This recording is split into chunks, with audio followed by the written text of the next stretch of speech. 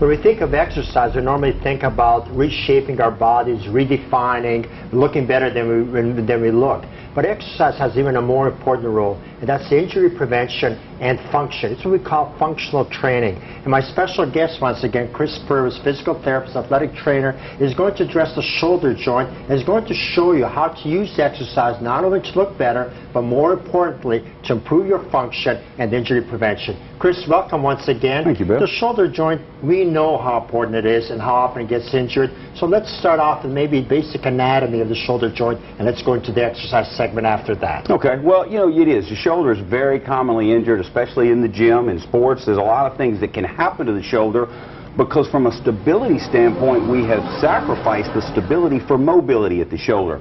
The shoulder is classified as a ball and socket joint, but if you would imagine the head of the humerus, which is the upper arm bone, the socket is not much more than just a bone, a curved bone with a little lip kind of on the front. The actual socket part of the joint is made up of the rotator cuff muscles, the ligaments, the tendons that surround the head of that bone. That's actually what holds it in. So it's very important. Balance, balance, balance around the shoulder joint. If you can picture a seal balancing a ball on its nose, that's what kind of balance you have to have, in other words, to make everything work right. So what we'll do, we'll show a couple of exercises here that address all of these muscle groups. We've got Flynn, we've got really light weight, which a lot of these are not heavyweight exercises, but they can be increased to match up with your particular level of fitness. Let's talk about the deltoids first, which is the big muscle group that covers the outside of the shoulder. Three main parts of the deltoid. The front part, and we can catch that with a front raise. Okay, she's doing just a straight front raise. She's got her palm down, up and down to about 90 degrees, and what we're doing there is got to isolate in the front part of the deltoid. Or anterior delts. Anterior deltoid. The middle part of the deltoid will move to a lateral raise or a side raise. Same basic principle. She's got her palm down, up to about 90 degrees or a little higher, and we're working that middle part, middle deltoid. To get the rear part, which is very important, a lot of people leave this one out, we're going to get her to do a reverse fly or a bent over fly.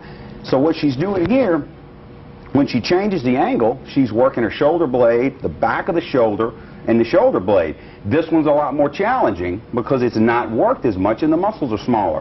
We'll also go into a row. Flynn, let's do a one-arm row. Again, same type of deal. We're working a little bit of lats here. The lats also have a big play in the shoulder joint, but we're also working these rhomboids which squeeze the shoulder blades together.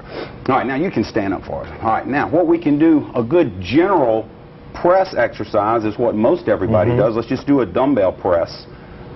Straight up and over. Okay, that's just a good general exercise. The key on that one usually is not to go too heavy because people will end up injuring themselves and going too heavy. And also learn how to work their core, Chris, by make sure their feet are shoulder width apart and you focus on keeping your trunk in a nice neutral position.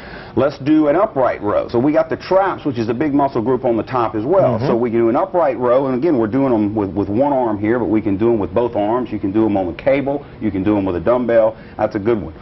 Now, what will work, if you'll switch out and get the band there, what we also work, the rotator cuff is a very important group of muscles that work in the function for the shoulder.